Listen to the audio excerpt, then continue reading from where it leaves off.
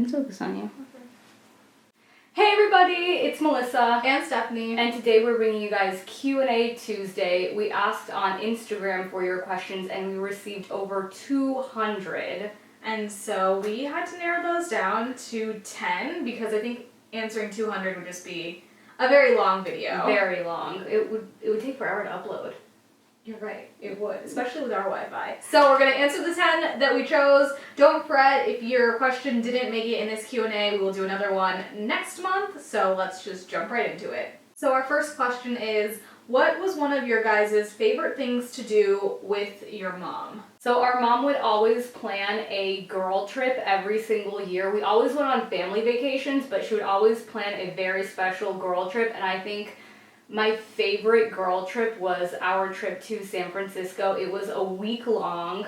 Well, it was more than a week because we drove all the way up the coast to get to San Francisco. We spent the whole week exploring. We rode our bikes across the Golden Gate Bridge. It was probably one of my favorite things I've ever done. I would say that was probably the best times with our mom was our trips. I loved our trip to Durango, Colorado. I did not want to go there at all. I was like, Mom, where are we going? We stopped by the Four Corners and then we went to Durango, and honestly, so beautiful, so happy our mom took us there. Definitely a great memory. So the next question is, favorite thing to upcycle? I have to say my favorite thing is denim. It's very easy for me to come across really good quality denim at the thrift store, and I always see pictures on Instagram or on various websites of denim that I know that I could recreate that look with something at the thrift. So probably that. I love doing denim jackets, vests, jeans are my absolute favorite. I just got a denim tote that I want to add a bunch of pins to, so definitely denim. The only bad thing is if you mess up. Oh, that's the worst. I've done before, so I'm like, no muss. So the next question is, if you both individually had $1 million, what would you do with it? So the first thing that I would do is very practical. I would buy a house in my ideal neighborhood in Scottsdale, and then I would probably save a good portion of the money, and then I would do some traveling. I would agree. I would definitely buy a house. Something modest, nothing too crazy. I know in Scottsdale they're like $1 million mansions. Yeah. I'm in the more like $300,000 price range. And then I would probably travel, and then when I'm done with traveling, go back to school. Oh, that's a good one. And then just probably invest or save the rest of it. So the next question is, you all receive some pretty negative comments. Well, YouTubers do. How do you handle the constant criticism and judgment? I don't think that we get a lot of hate comments and a lot of negative comments. It's not constant. Yeah, it's not constant. Maybe an outlier that is like, I don't like what you do, but it's definitely not as constant as some of the bigger YouTubers out there. Yeah, but I think with negativity on YouTube or in comments in general, one of my favorite videos is an epically latered video with Jake Phelps, the editor-in-chief of Thrasher magazine, and right in the beginning of the video, he's talking about people that don't necessarily like him and how he just ignores them. And I think that's the best way to handle haters, trolls, whatever you want to call them on the internet, is to completely ignore them, because they hate that even more. They want you to get riled up about something and they want you to feel some type of way and let it get to you, but if you don't and you completely ignore them, they have no power over you. Exactly. One thing that people tend to ask is like, what do you think about those people? And the answer to that is that I don't think about them. I don't try to think about them. They are entitled to do whatever they want, and I can let it affect me and bring me down, which I'm not going to lie, sometimes it's hurtful and it can get to me, but I have a really good support system, and the comments that are negative versus the comments that are positive are like night and day. So I try to read all of the positive and look at the positive in life. I'm not going to try and dwell on the people that don't like me. And I think one of the big things on YouTube, or just comments in general, is that I think the trolls try to blur the line between being constructive and just being flat out rude. And as a creator, you know the difference between that, so you know what you take to heart and you know what is just complete garbage.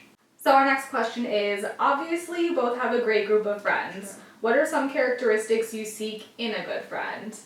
I want to start off by saying that I'm not selective when it comes to the people that I introduce into my life, but I'm definitely somebody that if you're going to become my friend, it's for the long run. Yeah. It's not just for a short period of time, you know. I'm not into like disposing of people or ghosting people, you know, that's like, we see that on social media. It's very easy to dispose of people and friends and relationships, and so I'm looking for somebody or looking for people that are in it for the long run. Yeah, I'm looking for people that make me laugh, that are supportive of what I do, and people that I can open up to, and people that would like to open up to me. I want my friends to know that I'm there for them. At the same time, I know that they're there for me. So just looking for good people. Surround yourself with positive people that make you feel good about yourself. And I know it's hard to do that. It's Yeah. really hard to build lasting relationships today. So the ones that you do build and you do find, hold on to those people. So the next question is, what do you think of social media models and the social media influence that is so strong in the fashion industry today? I think there's a lot of great things that come out of models on social media and fashion being so accessible now. One thing that I've seen a lot of is that there are a lot of models that look like regular people. I know growing up, when I first really started to get into fashion, everybody in the magazines looked the same. You had to be very thin, you had to have fair skin, you had to look a certain way, and I have never looked like that. So I think it's great that there are models on social media that are getting those opportunities, and younger people that are looking up to those people can see that and say, hey, I don't look like everybody else, this person doesn't look like everybody else, and yet they're still able to be successful, and we don't have to fit in such a cookie cutter image anymore. And I think that's what's great, is the fashion industry is starting to become more accepting and more opening to other people. So our next question is, when did you two truly know what medium you wanted to express your ideas through? Do you think that medium will change? Ooh, that's a really good question, because I feel like I've always been all over the place, but I think what stuck with video for me is that I was never really good, or I never really looked good in just a still image. So I feel like I could get away with more maybe in a video, is what I enjoyed about it. But I think especially now, I find myself watching a lot more creative videos, and that makes me want to continue creating videos. As far as it changing, one thing that I can really see myself doing in the future is working in some kind of print or magazine or zine publication. I'm in love with that right now. That's like what I find myself most drawn to, or maybe taking what I'm doing right now and building it out. I love websites that are doing things across all platforms. So in high school, I started with still photography, and I liked it, but I wasn't one of those people that could portray like a super like artsy emotional picture. Like I couldn't capture that. And so it was really easy for me to take my knowledge of a camera and transition it to video. Also, I can't draw, I can't paint, at least I don't think I'm good at that. I've taken classes in that, and this is the one thing that's actually kind of stuck and that I'm kind of good at. So that's why, you know, I do video, and I'm always, you know, looking to learn more about it. As far as a different medium, I, you know, have wanted to start a zine for a really long time, and Melissa's been pushing me to do that. Mm-hmm. So maybe in the future it's something that I will look into, but as of now, I think I will stick to videos. So this next question is really good. What are some traits that each of you have inherited from your parents that the viewers might not know about? So I was definitely closer to our dad, but I'm more like our mom, and I think it's vice versa for you. My mom, our mom, I guess, was definitely a people pleaser. She put her wants, her needs, her feelings on a back burner to everybody else's, and I feel like sometimes that's the same for me, which isn't always a positive. On the other hand, I really try my hardest not to be like our dad. Not because he's a bad man in any way, but some of his characteristics are definitely not ones that I want to have in myself. I will say that he really instilled in us hard work. He worked so hard to, put a roof over our head, food on the table, and he would always let me know that, Steph, nobody is going to give you anything for free. You have to work for everything that you want. And so when people will say, Stephanie, you're such a hard worker, like you're so dedicated, you put in so much time and effort, it really brings me back to when he, would instill this, like, you have to work hard for everything. So those are some of the traits. I don't know if you guys can see or not. From our dad, I definitely got some of his traits. I'm much more like him than you.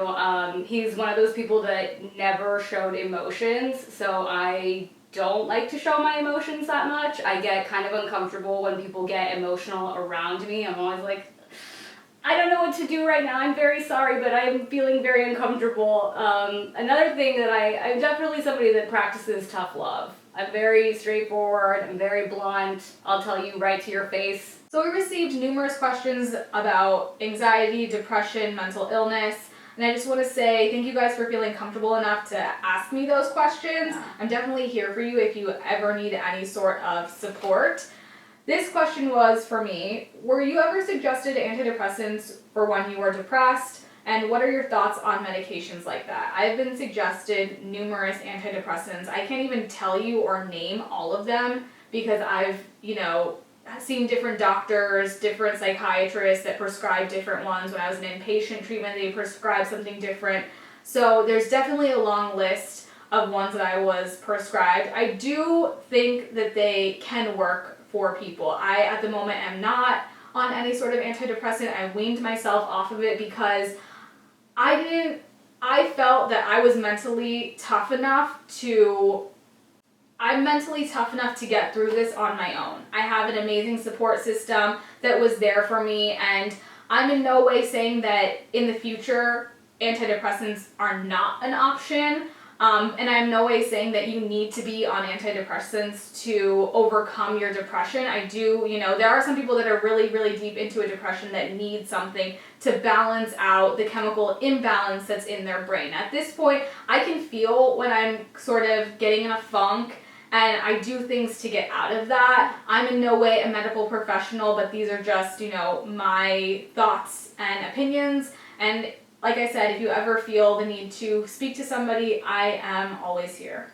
All right, so the next question is, what has been your recent song you guys have been jamming to lately? For me, anything LCD sound system, because I'm all about that life. I know some people are like, Mel, this is really repetitive. I don't want to hear this again.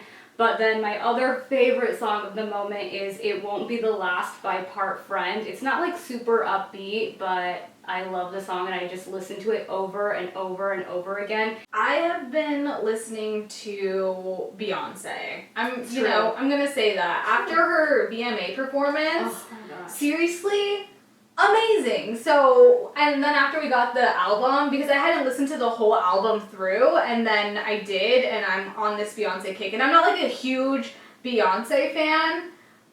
Unpopular opinion. Don't drag me for it. But just, I don't know, I just feel kind of like empowered when I listen to her That's true. music. I feel really It's empowered when I listen to her. I'm like, I'm, an independent woman. She's an independent woman.